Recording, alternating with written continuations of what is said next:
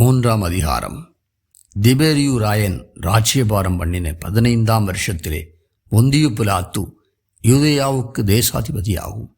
ஏரோது காற்பங்கு தேசமாகிய கலிலேயாவுக்கு அதிபதியாயும், அவன் சகோதரனாகிய பிலிப்பு காற்பங்கு தேசமாகிய இந்திரேயாவுக்கும் திராக்கோனித்தி நாட்டிற்கும் அதிபதியாயும், லிசானியா காற்பங்கு தேசமாகிய அபிலேனேக்கு அதிபதியாயும், அன்னாவும் காய்பாவும் பிரதான ஆசிரியராயும் இருந்த காலத்தில் வனாந்திரத்திலே சகரியாவின் குமாரனாகிய யோவானுக்கு தேவனுடைய வார்த்தை உண்டாயிற்று.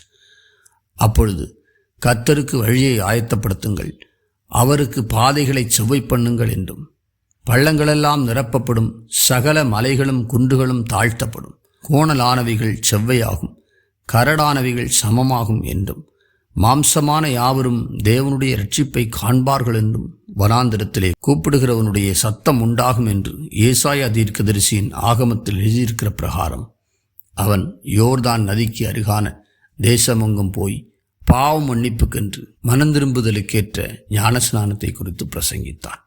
அவன் தன்னிடத்தில் ஞானஸ்நானம் பெரும்படிக்கு புறப்பட்டு வந்த திரளான ஜனங்களை நோக்கி, விரியன் பாம்பு குட்டிகளே, வரும் கோபத்துக்கு தப்பித்து கொள்ள உங்களுக்கு வகை காட்டினவன் யார்? மனந்திரும்புதலுக்கு ஏற்ற கனிகளை கொடுங்கள். ஆபிரகாம் எங்களுக்கு தகப்பன் என்று உங்களுக்குள்ளே சொல்ல தொடங்காதிருங்கள். தேவன் இந்த கல்லுகளினாலே ஆபிரகாமுக்கு பிள்ளைகளை உண்டு பண்ண வல்லவராயிருக்கிறார் என்று உங்களுக்கு சொல்லுகிறேன். இப்பொழுதே கோடரியானது மரங்களின் வேரருகே வைத்திருக்கிறது. ஆகையால் நல்ல கனி விடாத மரமெல்லாம் வெட்டுண்டு அக்கினியிலே போடப்படும் என்றான். அப்பொழுது ஜனங்கள் அவனை நோக்கி, அப்படியானால் நாங்கள் என்ன செய்ய வேண்டும் என்று கேட்டார்கள். அவர்களுக்கு அவன் பிரயுத்திரமாக, 2 அங்கிகளை உடையவன் இல்லாதவனுக்கு கொடுக்க கடவன், ஆகாரத்தை உடையவனும் அப்படியே செய்ய கடவன் என்றான். ஆயக்காரரும் ஞானஸ்நானம் பெற வந்து அவனை நோக்கி, போதகரே, நாங்கள் என்ன செய்ய வேண்டும் என்று கேட்டார்கள். அதற்கு அவன், உங்களுக்கு கட்டளையிட்டிருக்கிறதுக்கு அதிகமாய் ஒன்றும் வாங்காதிருங்கள் என்றான். போர்ச்சேவகரும் அவனை நோக்கி, நாங்கள் என்ன செய்ய வேண்டும் என்று கேட்டார்கள். அதற்கு அவன், நீங்கள் ஒருவருக்கும் இடுக்கண் செய்யாமலும் பொய்யாய் குற்றம் சாட்டாமலும் உங்கள் சம்பளமே போதும் என்றும் இருங்கள் என்றான். யோவானை குறித்து, இவன்தான் கிறிஸ்துவோ என்று ஜனங்கள் எல்லாரும் எண்ணம் கொண்டு தங்கள் இருதயங்களில் யோசனையாயிருக்கையில், யோவான் எல்லாருக்கும் பிரதியுத்திரமாக, நான் ஜலத்தினால் உங்களுக்கு ஞானஸ்நானம் கொடுக்கிறேன், என்னிலும் வல்லவர் ஒருவர் வருகிறார், அவருடைய பாதரட்சிகளின் வாரை அவிழ்க்கிறதற்கும் நான் பாத்திரன் அல்ல. அவர் பரிசுத்த ஆவியினாலும் அக்கினியினாலும் உங்களுக்கு ஞானஸ்நானம் கொடுப்பார். தூற்றுக்கூடை அவர் கையில் இருக்கிறது.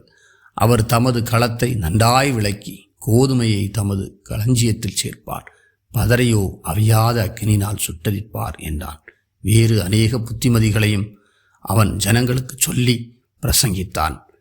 காற்பங்கு தேசாதிபதியாகிய ஏரோது தன் சகோதரனான பிலிப்புவின் மனைவி ஏரோதியாளி நிமித்தமாகவும் தான் செய்த மற்றெல்லா பொல்லாங்குகளும் தவிர யோவானையும் காவலில் அடைத்து வைத்தான். ஜனங்கள் எல்லாரும் ஞானஸ்நானம் பெற்று ஜெபம் பண்ணுகையில் வானம் திறக்கப்பட்டது. பரிசுத்த ஆவியானவர் ரூபம் கொண்டு புறாவைப் போல அவர் மேல் இறங்கினார். வானத்திலிருந்து ஒரு சத்தம் உண்டாகி, நீர் என்னுடைய நேசகுமாரன், உம்மில் பிரியமாயிருக்கிறேன் என்று உரைத்தது. அப்பொழுது இயேசு ஏறக்குறைய 30 வயதுள்ளவரானார். அவர் யோசேப்பின் குமாரன் என்று எண்ணப்பட்டார். அந்த யோசேப்பு ஏலியின் குமாரன், ஏலி மாத்தாத்தின் குமாரன், மாத்தாத் லேவியின் குமாரன், லேவி மெல்கியின் குமாரன், மெல்கி என்னாவின் குமாரன், என்னா யோசேப்பின் குமாரன், யோசேப்பு மத்தத்தியாவின் குமாரன், மத்தத்தியா ஆமோஸின் குமாரன், ஆமோஸ் நாகூமின் குமாரன், நாகூம் எஸ்லியின் குமாரன், எஸ்லி நங்காயின் குமாரன், நங்காய் மாகாத்தின் குமாரன், மாகாத் மத்தத்தியாவின் குமாரன், மத்தத்தியா சேமேயின் குமாரன், சேமே யோசேப்பின் குமாரன், யோசேப்பு யூதாவின் குமாரன், யூதா யோவன்னாவின் குமாரன், யோவன்னா ரேசாவின் குமாரன், ரேசா சொரோபாபேலின் குமாரன், சொரோபாபேல் சலாத்தியலின் குமாரன், சலாத்தியல் நேரியின் குமாரன், நேரி மெல்கியின் குமாரன், மெல்கி அத்தியின் குமாரன், அத்தி கோசாமின் குமாரன், கோசாம் எல்மோதாமின் குமாரன், எல்மோதாம் ஏரின் குமாரன், ஏர் யோசேயின் குமாரன், யோசே எலியேசரின் குமாரன், எலியேசர் யோரீமின் குமாரன், யோரீம் மாத்தாத்தின் குமாரன், மாத்தாத் லேவியின் குமாரன், லேவி சிமியோனின் குமாரன், சிமியோன் யூதாவின் குமாரன், யூதா யோசேப்பின் குமாரன். யோசேப்பு யோனானின் குமாரன். யோனான் எலியாக்கீமின் குமாரன்.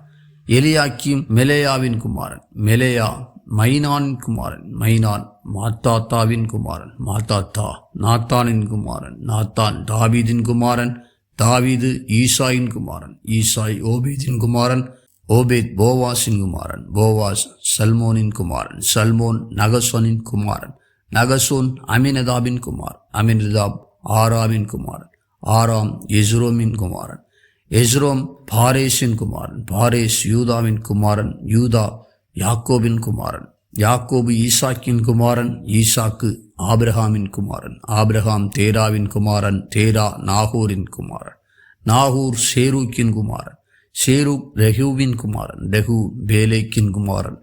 பேலேக் ஏபேரின் குமாரன். ஏபேர் சாலாவின் குமாரன். சாலா காயினானின் குமாரன். காயினான் அர்பகசாத்தின் குமாரன். அர்பகசாத் சேமின் குமாரன். சேம் நோவாவின் குமாரன். நோவா லாமேக்கின் குமாரன். லாமேக்கு மெத்துசலாவின் குமாரன். மெத்துசலா ஏனோக்கின் குமாரன். ஏனோக்கு யாரேதின் குமாரன். யாரேத் மஹலயலின் குமாரன். மஹலாயேல் கேனானின் குமாரன். கேனான் யோனோஸின் குமாரன். ஏனோஸ் சேத்தின் குமாரன். சேத் ஆதாமின் குமாரன். ஆதாம் தேவனால் உண்டானவன்.